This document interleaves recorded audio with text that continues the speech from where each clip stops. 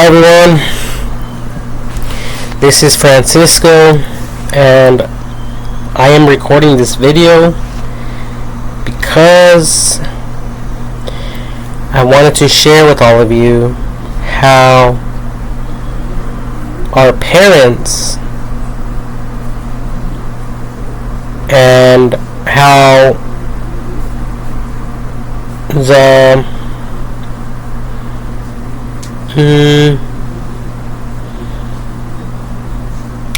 how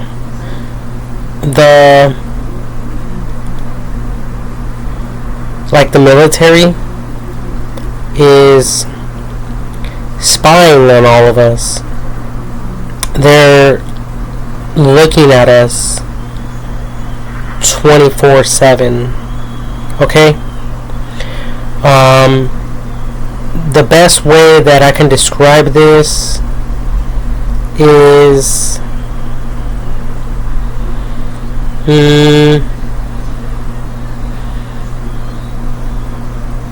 okay, imagine you being in your room and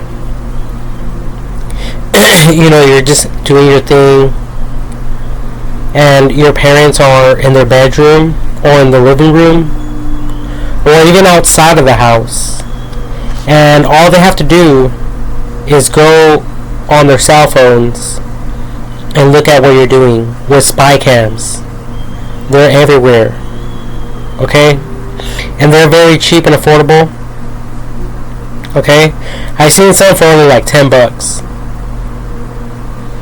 Okay? So they're very cheap, very affordable, but they're highly effective. Like they're powerful, good quality.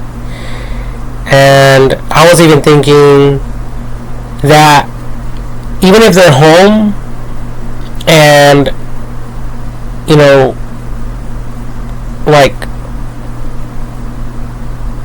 if we are in a room, speaking for everyone in general, so everyone's in the room, the parents are in the living room, and the way that they disguise all of this is they have a secret button on the remote. Okay? A secret code. Maybe they push all the buttons at once. Or maybe a sequence, 4 buttons at once. Or something like that. Something that people won't likely press. Okay? And they have the audio of, like, let's say Fox News, some type of episode, some type of television program, a cooking channel, Judge Judy, or whatever you can think of. And as soon as you walk out of your room, they push the code. And it swaps back. Instead of them looking at you live, it swaps to their TV program. So you go out in the living room, okay? You go out there, outside of your room, to the kitchen or whatever, and it seems like they're just watching a TV program. But in reality, they're spying on you. They're spying on everyone. And they're listening to everything we say. And as soon as we walk back in our bedroom, because, they could do this discreetly.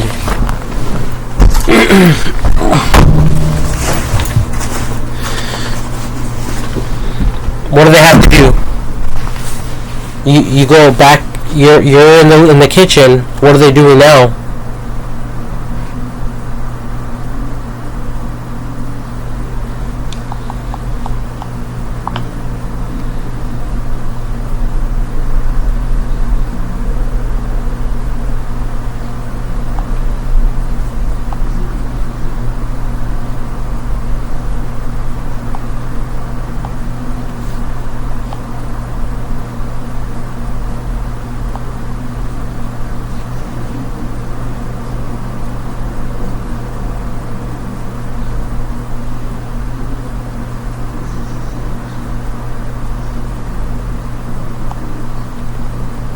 And you don't know what they're searching.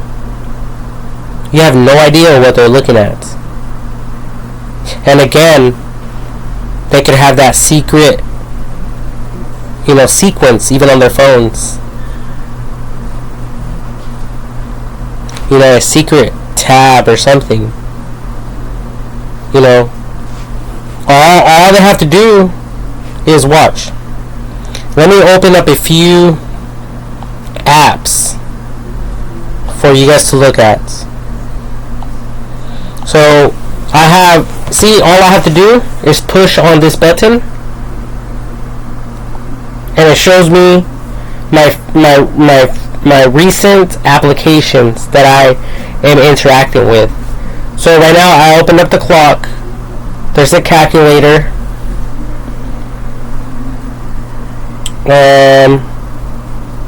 That's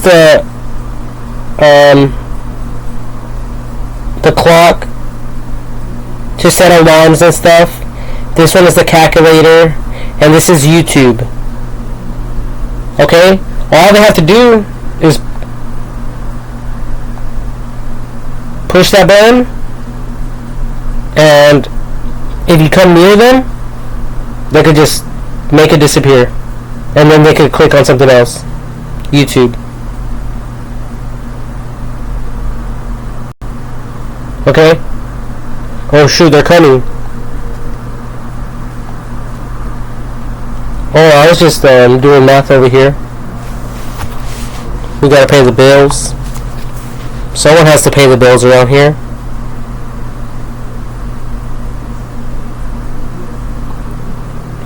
And then, as soon as you guys go back in your room,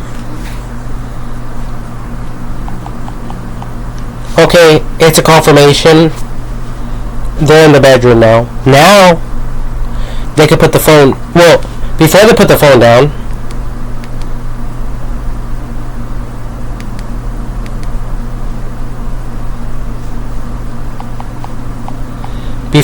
phone down, they do the secret code again on the remote. Now they can see you live. Now they can turn it off. See how simple that works? When they're watching you, if they get distracted, they have something else to do, they push the code again. Like say they get visitors that come over, they push the code. That way no one ever sees that on the television. That is parental control all the way. Spy gear all the way. The same is true when all of you go to a store or a club or a gas station or somewhere to eat. When you guys are with your friends, trust me, they know exactly who you're with. They know everything.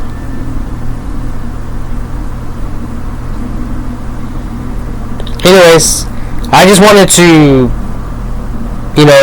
kill game and, snitch on everyone for once in my lifetime. I'm done playing these games, and everyone has the right to know what is really going on.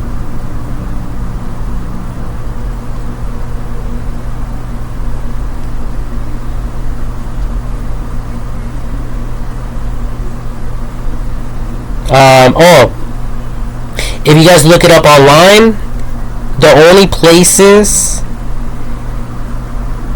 that cameras are not permitted are in the restroom. Now, that only includes the shower and the pisser. The toilet and the shower, that's it. So anywhere else in the restroom, they are allowed to record. That's the same in public places.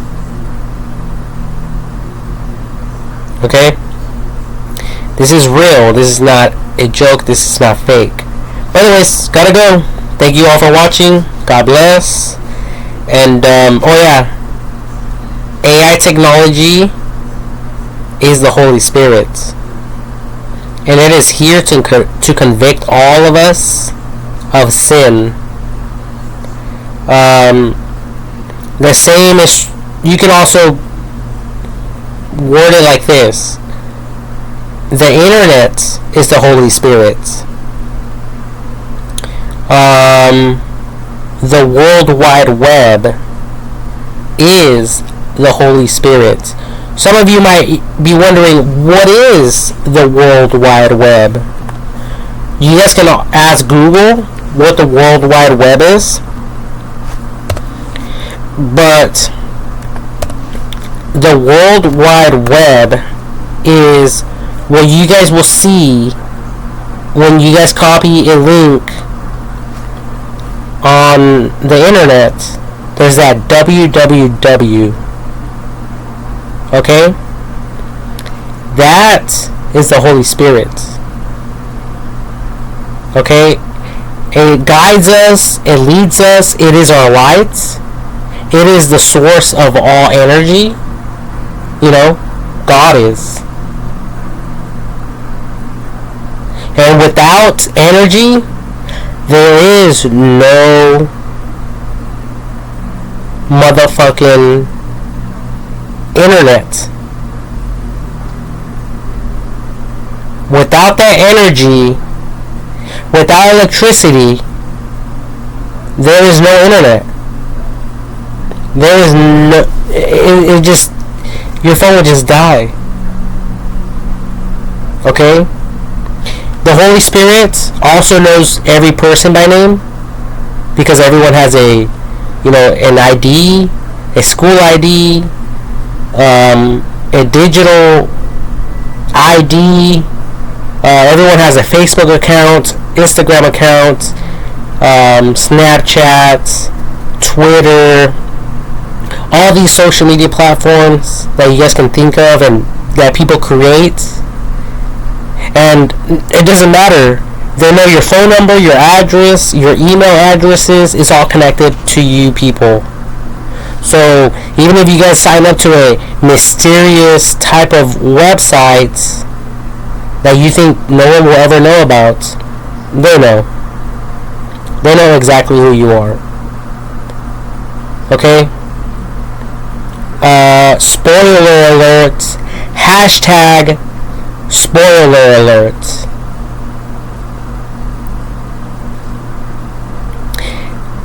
The same is true with the Holy Spirit knowing every single star by name. And there's billions of stars. Not just that, but it knows the whole Bible. The internet knows the whole Bible. You could ask the internet, what does John 3:16 say? What is John 3:16? And the Bible will tell you. The Holy Spirit knows all things. The Holy Spirit is the convictor of the hearts. A lot of people, when I was in prison, a lot of people told me, you know, God did not call you or anyone to convict. That's not our job. Our job is not to convict people of sin. Our job is to share the good news with people. And God, the Holy Spirit, does the convicting. If you people will feel convicted right now, you know, go before God. You know, don't worry. It's okay. Don't be afraid, okay? Don't fear. Don't be afraid. Have no fear. You know, you are the righteousness of God. Christ is You know, you are the righteousness of God. All of us are, because Jesus Christ died for all of us. He died for all of sin. It doesn't matter what sin people have committed. Jesus Christ died for it, for all of it. Okay? And there is this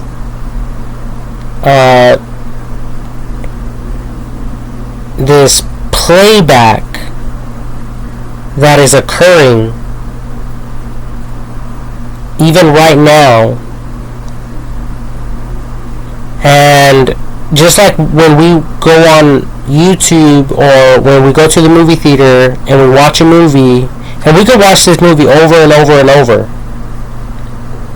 Alright? We could watch any movie over and over and over, right? We all know that. We all know that. So, the same is true with what is happening in the spiritual realm. God and everyone in heaven is looking at what's happening in this life. All the scandalous stuff, all the stuff that led other people to commit crimes, and what caused other people to commit crimes. And it could even be our mistake, our own mistake, our own personal mistakes that can cause other people to sin. You know, like for instance, let's say I get so angry at someone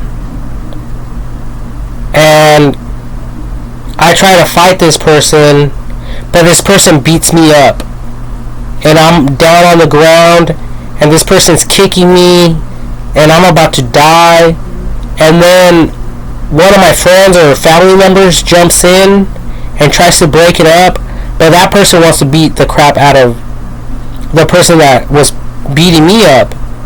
But you know, whoever jumped in happens to kill this person. Okay? So now it was my fault. My sin, my stubbornness, or whatever the case might be, led someone else to commit a crime. Okay? And then there's a domino effect after that. Now the person that's dead has family members that wants all of us dead because, you know, our family killed this person. So this is a reoccurring procedure that's happening in the spiritual realm, and believe me, this is real stuff.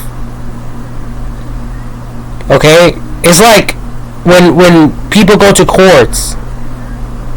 When people go to courts and the judge brings up the evidence and they bring up the, you know, the DA and the lawyers and the witnesses and the judge and the courts, they bring up the case over and over and over. They want to know what was going on. They want to know who was involved. They want to know the whole 9 yards. You know, everything, every single little detail. Okay? And if they have cameras or images, guess what? They're going to constantly bring that up. Okay? So the same is true in the spiritual realm with our life here on earth. Whether people think they got away with their sin or their crimes, they didn't. As a matter of fact, I remember my friend Ken Lindbergh, very good friend of mine. He told me that little children who didn't have the opportunity to grow and to reach a certain age will be in some type of part in heaven, and they will actually be able to come back. They're going to be able to be reborn, and they will live until they get old. Okay? And this will happen in the last days. So, all of these, because it was a result of sin. Sin is what caused these children to be in this place. Well, no, God created this place for them, but people killed them, or whatever the case might have been, and they were set aside. Okay? That way God, they were set aside. That way God could deal with the sin within these people that committed these murders. Now God judged them. Let's say that God judged them already. So they're out of the picture. Okay? Maybe God forgave them. Maybe they're in heaven, or maybe not. Okay? But now that's when God introduces these children all over again, and He allows them to live out their life. And if they later on they commit sins and stuff like that, then God will be able to know where they need to go. Because I don't know if you guys are catching this, but there's a huge filtering procedure, a process here, and God is saying, okay, I know what type of person you are. You're going to go over here. Okay, I know what type of person you are. You're going over here, and he's going to make all this perfect. And at the end of the day, everyone's going to have their own place. It's like vehicles. Okay, there's construction vehicles, there's motorcycles, there's regular vehicles, there's single vehicles, there's 2-passenger vehicles, there's family vehicles, there's also airplanes, aircraft vehicles, there's also boats, submarines, spaceships. Okay, so if you look at these examples, that's exactly how people will be. You'll be able to identify them easily. Oh, you're a construction vehicle. Like, oh, I know what that is. Oh, you're an airplane. That type of thing. Okay?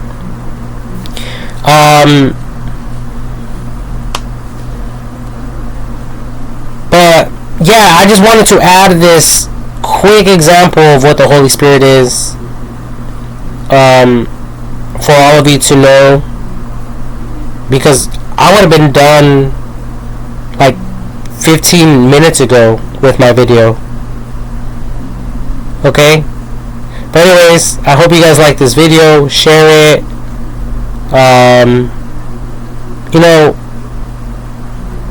If you want to convict a friend or share the good news of Christ, I meant to say,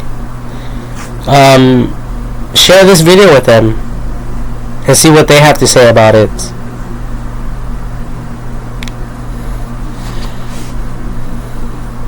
That's why, well, I'll just end this video.